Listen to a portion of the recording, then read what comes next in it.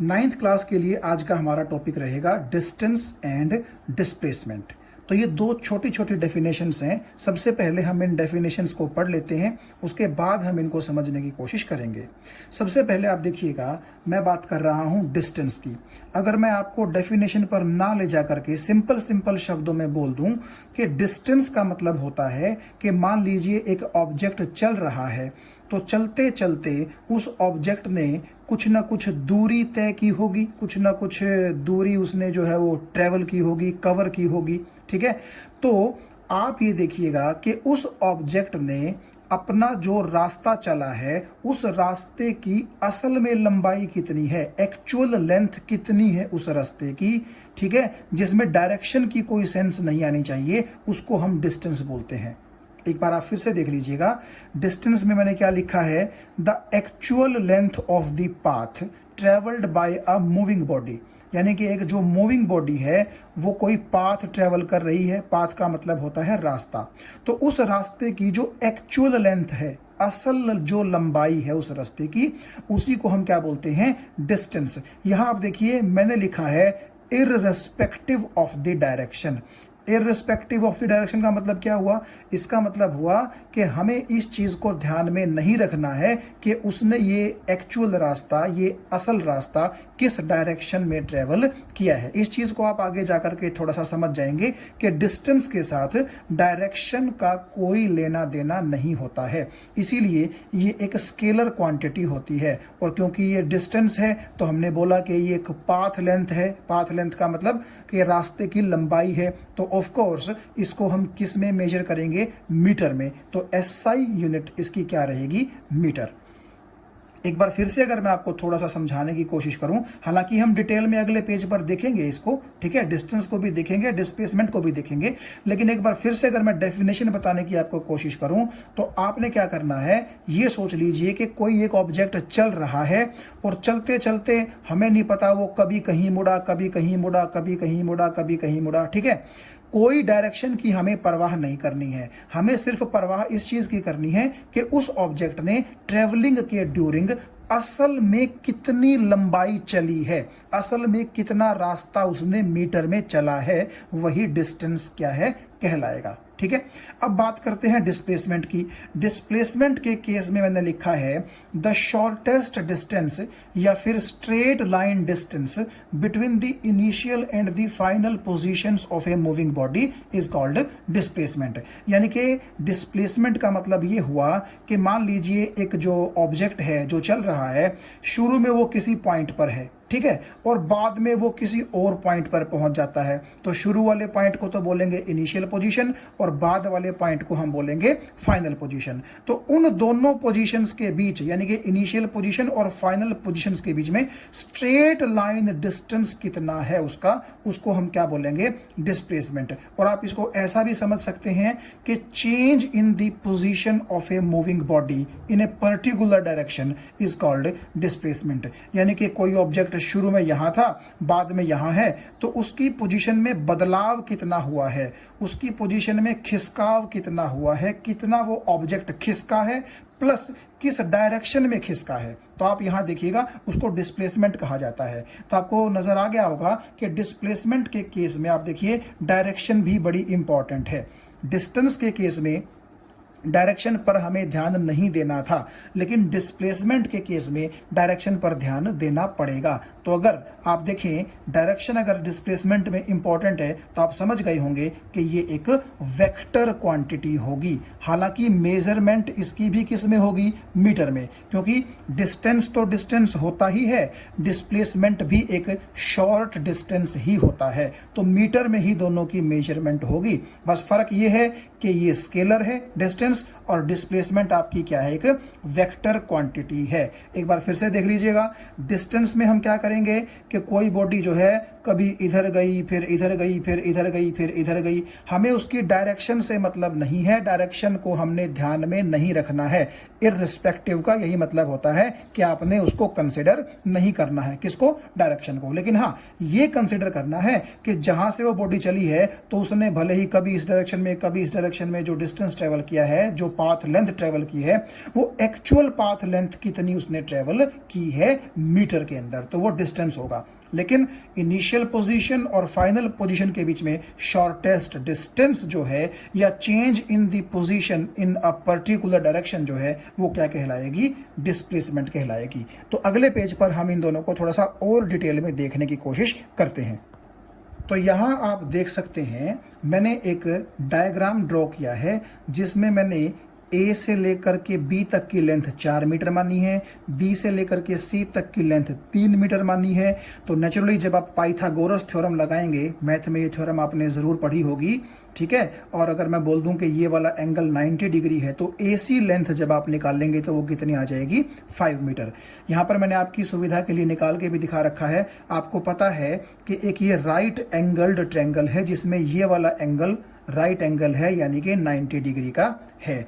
तो आप जानते हैं पाइथागोरस थ्योरम के अकॉर्डिंग अगर मैं इसको बेस बोल दूं, इसको मैं परपेंडिकुलर बोल दूं, तो ये AC क्या बन जाएगा, हाइपोटेनस। और आप जानते हैं बेस का स्क्वायर प्लस परपेंडिकुलर का स्क्वायर और उनका जब होल रूट कर देंगे अंडर रूट, तो वो चीज़ किसके बराबर आ जाएगी, आपकी हाइपोटेनस के बराबर आ जाएगी। तो हाइपोटेनस आपका कितना आएगा, 5 मीटर आएगा।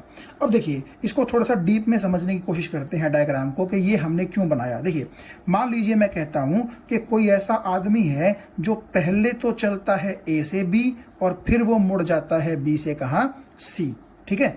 तो आप देखिएगा उसकी इनिशियल पोजीशन तो A है और उसकी फाइनल पोजीशन कौन सी है, C, यानी कि उस आदमी ने A से लेकर के कहाँ ट्रैवल किया है, C तक ट्रैवल किया है वाया B। वाया B का मतलब कि B को वो बीच में लेकर के आया है, यानी कि A से C वो डायरेक्ट नहीं गया, पहले A से B पर गया और फिर B से कहाँ गया, C पर।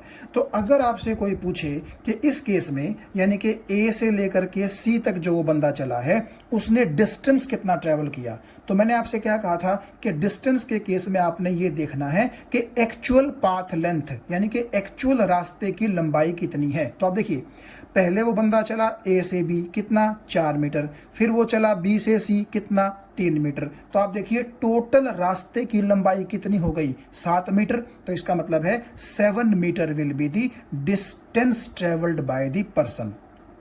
और यहां पर आप देखिए डायरेक्शन क्यों इंपॉर्टेंट नहीं है, क्योंकि देखिए पहले वो बंदा A से B की तरफ चल रहा था जबकि बाद में वो कहाँ चला, B से C की तरफ। तो हमें डायरेक्शन जो है उस पर ध्यान नहीं देना है क्योंकि डायरेक्शन क्या हो रही है, कभी वो इस तरफ चल रहा है कभी वो उस तरफ चल रहा है। तो इररिस्पेक्टिव ऑफ द डायरेक्शन यानी कि डायरेक्शन की परवाह न करते हुए हमें सिर्फ ये देखना है कि उसने दूरी कितनी ट्रेवल की है, ठीक है। तो आप ये देखिएगा 4 और 3 कितना, 7 मीटर उस बंदे के द्वारा ट्रेवल किया गया, क्या हो गया, डिस्टेंस, ठीक है। और आप देखिए हम डायरेक्शन इसके साथ जोड़ भी नहीं सकते क्योंकि अगर कोई ये कहेगा कि डिस्टेंस फला डायरेक्शन में उसने ट्रेवल किया है तो वो आप ठीक नहीं बोल रहे हैं। क्यों, क्योंकि उसने अपनी डायरेक्शन चेंज कर ली है। पहले उसकी डायरेक्शन A से B थी और बाद में उसकी डायरेक्शन कहाँ हो गई, B से C। तो या तो आप बोल लीजिए कि डिस्टेंस के साथ डायरेक्शन को जोड़ने का मतलब ही नहीं बनता क्योंकि डायरेक्शन क्या होती है, बार बार चेंज होती है, ठीक है। कभी जो आदमी है वो किसी डायरेक्शन में जा रहा है, कभी वो किसी डायरेक्शन में जा रहा है, ठीक है। तो डिस्टेंस के केस में या तो आप कह लीजिए कि डायरेक्शन को जोड़ने की सेंस ही नहीं बनती क्योंकि डायरेक्शन इतनी बार चेंज होती है कि हम कोई स्पेसिफिक डायरेक्शन डिस्टेंस के साथ लगा ही नहीं सकते। या फिर आप ये कह लीजिए कि डेफिनेशन में हमने बोला था कि हमें डिस्टेंस में किससे मतलब है, पाथ के यानी कि रास्ते के लेंथ से मतलब है। डायरेक्शन को हम क्या करेंगे, दरकिनार कर देंगे, उसको हम कंसिडर नहीं करेंगे, ठीक है। तो आपको ये उम्मीद है मुझे बात समझ में आ गई होगी कि डिस्टेंस का मतलब है एक्चुअल रास्ता उसने कितना चला, एक्चुअल पाथ लेंथ कितनी चली। तो 4 ये चली, 3 ये चली, तो टोटल 7 चली, ठीक है। डायरेक्शन से हमें कोई मतलब नहीं है और ना ही डायरेक्शन की सेंस बनती है क्योंकि कभी वो इस तरफ चल रहा है कभी वो इस तरफ चल रहा है। ये तो सिर्फ ये मान के चल लो कि पहले यहाँ चला फिर यहाँ चला, अब हो सकता है फिर वो यहाँ चले फिर यहाँ चले फिर यूँ चले फिर यूँ चले फिर यूँ चले फिर यूँ चले, ठीक है। तो इस तरह से डिस्टेंस के साथ डायरेक्शन की सेंस बनती ही नहीं है। हमें तो सिर्फ एक्चुअल पाथ लेंथ पर ध्यान डालना है। तो आपने देखा कि उसका डिस्टेंस कितना हुआ, उसका डिस्टेंस हो गया 7 मीटर, जो कि मैंने यहाँ पर लिख दिया है। ठीक है, इस केस में कोई स्पेसिफिक डायरेक्शन जो है वो आपको देखने को नहीं मिली है, इसीलिए डायरेक्शन की सेंस बनती भी नहीं है, इसीलिए हम डायरेक्शन असाइन ही नहीं करते हैं डिस्टेंस के साथ। अच्छा, अब आइए बात हम डिस्प्लेसमेंट की करते हैं। देखिएगा, वो शुरू में बंदा कहाँ था, ए पर, और फाइनली वो बंदा कहाँ पहुंचा है, सी पर। ठीक है, हालांकि वो ए से पहले बी गया है, लेकिन बाद में फिर बी से सी भी तो गया है, तो फाइनली देखिए वो कहाँ पहुंचा है, सी पर। तो आप ए को उसकी क्या बोल सकते हैं, इनिशियल पोजीशन, और सी को उसकी क्या बोल सकते हैं, फाइनल पोजीशन। तो मैंने आपसे कहा था डिस्प्लेसमेंट का मतलब होता है इनिशियल पोजीशन और फाइनल पोजीशन के बीच का straight line distance in a particular direction. तो आप देखिएगा, ए से लेकर के सी के बीच की जो दूरी है वो 5 मीटर है, जो कि आपने पाइथागोरस थ्योरम लगा करके निकाल ली। ठीक है, और ये क्या सच में एक स्पेसिफिक डायरेक्शन में है? बिल्कुल। देखिए, ए से लेकर के सी की जो डायरेक्शन है वो बिल्कुल स्पेसिफिक है। ठीक है, आप सीधा बोल सकते हैं ए टू सी।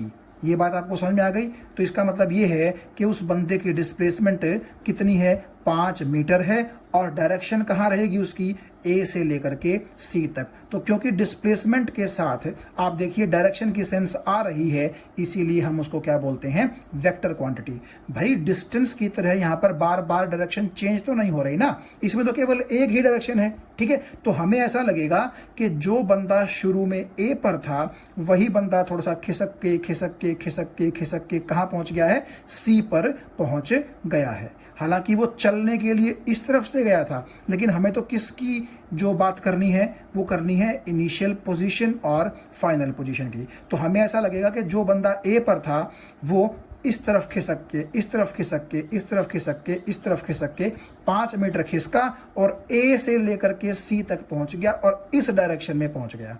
ठीक है, मान लीजिए मैं आपसे कहता हूं कि ये एंगल 30 डिग्री है। सपोज कीजिए ये एंगल कितना है, 30 डिग्री। तो मैं बोल सकता हूं कि ए बी के रिस्पेक्ट में 30 डिग्री ऊपर की तरफ उसका खिसकाव हुआ है, और कितना हुआ है, 5 मीटर। देखिए मैं एक बार फिर से बोल रहा हूं कि ए बी से ऊपर की तरफ 30 डिग्री खिसकाव हुआ है, और कितनी दूरी पर खिसकाव हुआ है, 5 मीटर। तो ये 30 डिग्री तो आपको क्या देगा, डायरेक्शन, और ये 5 मीटर आपको क्या देगा, लेंथ, यानी कि डिस्टेंस आपको देगा। ठीक है, तो आपके पास मैग्नीट्यूड भी है 5 मीटर, और ये 30 डिग्री के रूप में आपके पास डायरेक्शन भी है ए टू सी। तो इसका मतलब है डिस्प्लेसमेंट क्या है, एक वेक्टर क्वांटिटी है।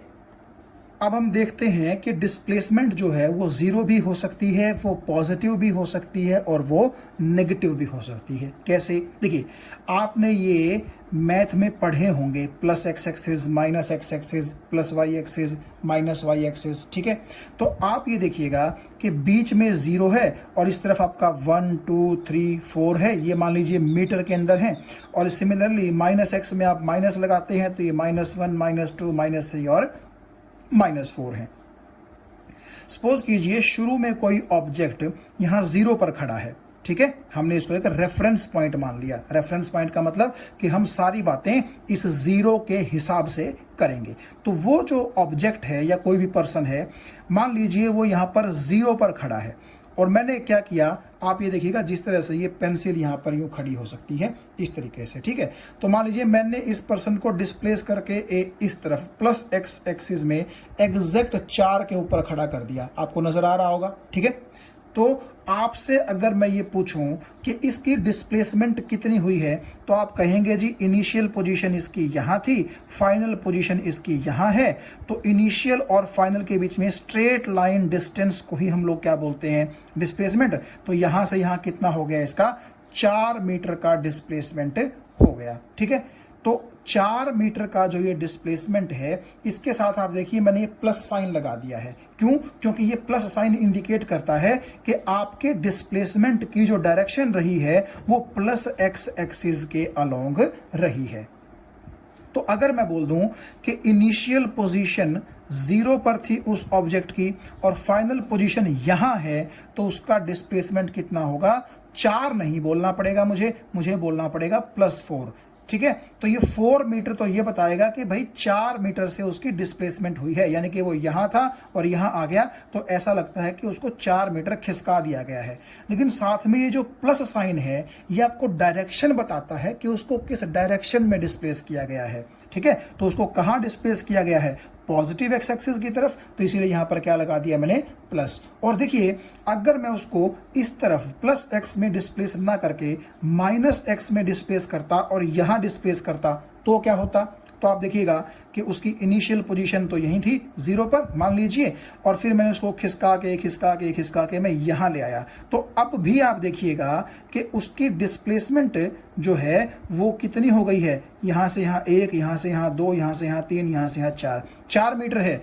लेकिन आप यहाँ 4 मीटर नहीं लिख सकते, आपको यहाँ पर -4 मीटर लिखना पड़ेगा। तो यहाँ पर जो आप लिखेंगे -4 मीटर, तो उसमें आपको क्या पता चलेगा कि खिसकाव तो उसका 4 मीटर ही हुआ है, लेकिन जो उस 4 मीटर के साथ माइनस लग रहा है यानी कि -4 मीटर, वो माइनस इंडिकेट करता है कि आपने उस ऑब्जेक्ट को -x एक्सिस में क्या किया है, डिस्प्लेस किया है।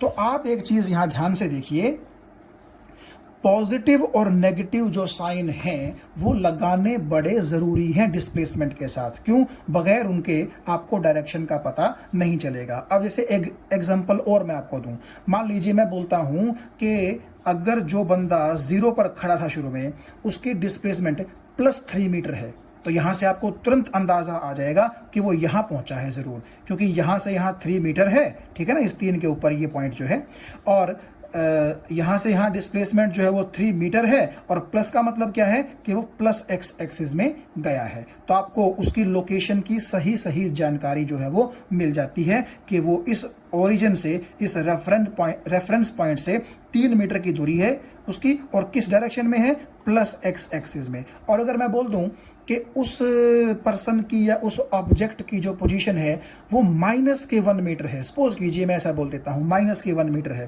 तो इसका मतलब क्या है कि आपने उसको इनिशियल पॉइंट से, इनिशियल पोजीशन से 1 मीटर डिस्प्लेस किया है, और -1 मीटर क्या इंडिकेट करता है कि आपने उसको नेगेटिव x एक्सिस में जो है वो डिस्प्लेस किया है। हालांकि करने को आप उसको +y और -y में भी कर सकते हैं, मैं तो जस्ट एक एग्जांपल दे रहा हूं। तो आपने देखा कि अगर उसके 4 मीटर के साथ, जैसा कि हम शुरू से 4 मीटर की बात करते आ रहे हैं, अगर प्लस साइन लगेगा तो आप समझ जाएंगे कि वो इस डायरेक्शन में है, और अगर माइनस साइन लगेगा तो आप समझ जाएंगे कि वो इस डायरेक्शन में है। तो सच में आप देखिएगा 4 मीटर, जिसको आप मैग्नीट्यूड बोल सकते हैं, उसके साथ ही जो प्लस माइनस लगेगा ये बेसिकली किसको रिप्रेजेंट कर रहा है, डायरेक्शन को। और जिस चीज़ के पास मैग्नीट्यूड और डायरेक्शन दोनों हो तो वो वेक्टर ही होगी ना, इसीलिए डिस्प्लेसमेंट क्या है, एक वेक्टर क्वांटिटी है, जो अगर पॉजिटिव है और अगर नेगेटिव है तो इसका मतलब ये है कि वो या तो +x एक्सिस में है या फिर वो -x एक्सिस में है, या वो +y में भी हो सकती है, -y में भी हो सकती है।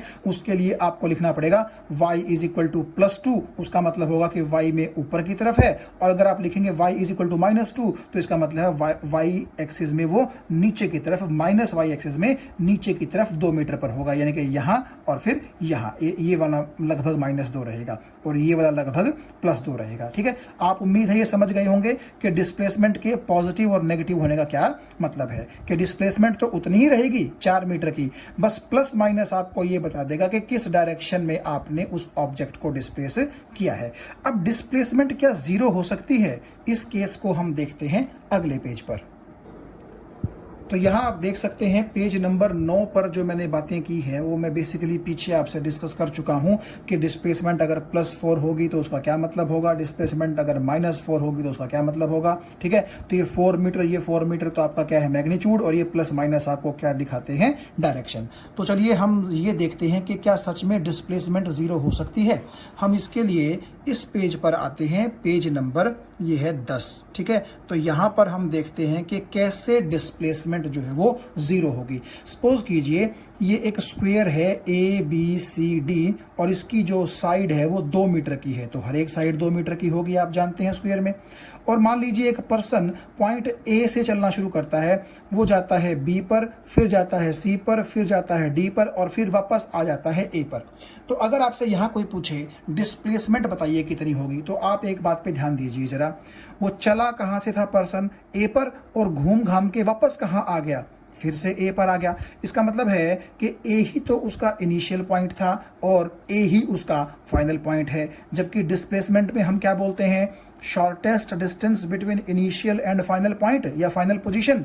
तो यहाँ पर आप देखिए ए से ही तो वो चला, ए पे ही वो वापस आ गया, तो इसका मतलब है कि ए ही उसकी इनिशियल पोजीशन थी और ए ही उसकी फाइनल पोजीशन है, तो नेचुरली डिस्प्लेसमेंट कितना हो गया फिर, जीरो। तो आप देख सकते हैं कि डिस्प्लेसमेंट जीरो हो गया। तो ऐसा तब होता है जब आपका स्टार्टिंग पॉइंट और एंडिंग पॉइंट क्या होता है, सेम होता है, तब जाकर के डिस्प्लेसमेंट जीरो होता है। और इसी केस में अगर कोई आपसे पूछे डिस्टेंस कितना हुआ, तो डिस्टेंस का क्या मतलब है कि बगैर डायरेक्शन पर आप ध्यान रखें, सिर्फ ये देखिए उसने एक्चुअल रास्ता कितना मीटर ट्रेवल किया है। तो देखिए 2 मीटर और 2 मीटर 4 मीटर और 2 मीटर 6 मीटर और 2 मीटर फिर 8 मीटर, तो इसका मतलब डिस्टेंस कितना हो गया, 8 मीटर। तो अब आपको शायद थोड़ी थोड़ी चीज़ें क्लियर होना शुरू हो गई होंगी कि डिस्टेंस के केस में हमें डायरेक्शन का ध्यान नहीं रखना होता है। डिस्टेंस एक स्केलर क्वांटिटी है और सिर्फ उसमें हमें ये देखना होता है कि कितना रास्ता एक्चुअल में ट्रेवल किया है। देखिए 2 मीटर ये भी एक्चुअल ट्रेवल हुआ है, ये भी एक्चुअल ट्रेवल हुआ, ये भी एक्चुअल ट्रेवल हुआ, ये भी एक्चुअल ट्रेवल हुआ, तो टोटल 8 मीटर एक्चुअल रास्ता ट्रेवल हुआ। और यहाँ पर हमें डायरेक्शन की कोई सेंस नहीं पता या डायरेक्शन की सेंस हम लगाना नहीं चाहते। क्यों, पहले डायरेक्शन इधर है, फिर इधर है, फिर यहाँ है, फिर यहाँ है, तो हमने डायरेक्शन के इररिस्पेक्टिव, डायरेक्शन को ध्यान में ना रखते हुए सिर्फ ये देख लिया कि एक्चुअल रास्ता 8 मीटर चला है। So this is distance when we only measure the actual distance, actual path length traveled by the object irrespective of the direction. But in case of displacement, direction is must. ठीक है, तो direction आपकी बड़ी ज़रूरी है। जैसे कि अगर आपसे कोई पूछे, मान लीजिए इसी क्वेश्चन में मैं आपको बोलूं कि ए से वो बंदा सी पर पहुंचा है, तो आप बताइए डायरेक्शन कहाँ होगी डिस्प्लेसमेंट की। तो सुनिए, ए उसकी इनिशियल पोजीशन है, सी उसकी क्या है, फाइनल पोजीशन। तो ए से लेकर के सी, ये जिस डायरेक्शन में मैं पेंसिल को लेके जा रहा हूँ, ये उसकी डिस्प्लेसमेंट की क्या हो जाएगी, डायरेक्शन हो जाएगी। और आप लेंथ तो यहाँ निकाल ही सकते हैं। और आप देखिएगा स्ट्रेट लाइन लेंथ ही क्या होती है, शॉर्टेस्ट लेंथ होती है, क्योंकि आप देखिए वो ए से बी चला और बी से सी गया, तो ये वाली लेंथ तो ज़्यादा है, जबकि ए से सी की लेंथ जो है वो स्ट्रेट लाइन लेंथ है और वो छोटी लेंथ है। इसी को हम डिस्प्लेसमेंट बोलते हैं। वो आप निकाल सकते हैं, ये भी 2 मीटर है, ये भी 2 मीटर है, पाइथागोरस थ्योरम लगा करके आप निकाल सकते हैं, वो इतना इंपॉर्टेंट नहीं है। लेकिन बात ये थी कि ए से लेकर के सी की डायरेक्शन जो है वो तो एक ही है, स्पेसिफिक है कि वो पहले ए पर था फिर सी पर है, तो इसका मतलब इस डायरेक्शन में उसकी डिस्प्लेसमेंट हुई है। तो डिस्प्लेसमेंट आप देखिएगा उसके साथ डायरेक्शन की सेंस बनती है, डिस्टेंस के साथ डायरेक्शन की सेंस नहीं बनती है। अब यहाँ देखिए डिस्टेंस और डिस्प्लेसमेंट में मैंने क्या किया है, 4 छोटे छोटे डिफरेंसेस रखे हैं। पहला डिफरेंस तो उनकी डेफिनेशन ही हो जाएगी, मैं इसको बार बार नहीं बोलूँगा। दूसरा आप देखिए डिस्टेंस स्केलर होता है और डिस्प्लेसमेंट कैसा होता है, वेक्टर, क्योंकि इसके साथ डायरेक्शन बड़ी ज़रूरी है, जबकि इसके साथ डायरेक्शन का कोई सेंस हम लेकर के नहीं चलते, इररिस्पेक्टिव ऑफ डायरेक्शन बात करते हैं। अच्छा, डिस्प्लेसमेंट मैं आपको बता चुका हूँ, पॉजिटिव भी हो सकता है, नेगेटिव भी हो सकता है, जीरो भी हो सकता है। और डिस्टेंस जो है वो जीरो होगा या फिर पॉजिटिव होगा, डिस्टेंस कभी नेगेटिव नहीं हो सकता।